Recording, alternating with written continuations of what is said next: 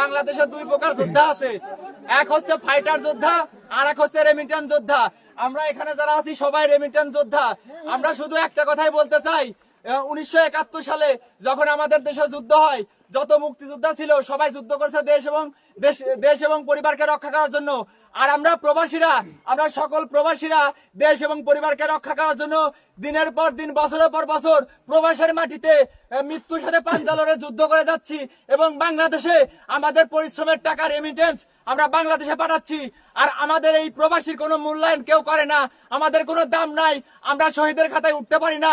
হাজারো মায়ের বুক খালি হচ্ছে এই প্রবাসের মাটি থেকে। আমরা বাংলাদেশের সরকারের প্রতি তীব্র নিন্দা জানাচ্ছি। বাংলাদেশের মুক্তিযোদ্ধাদের যদি 30% কোটা থাকে, তাহলে আমাদের প্রবাসীর পক্ষ থেকেও 30% কোটা চাই। আমরা সকল প্রবাসী, শুধু মালয়েশিয়া প্রবাসী না, আমরা বিশ্বের যত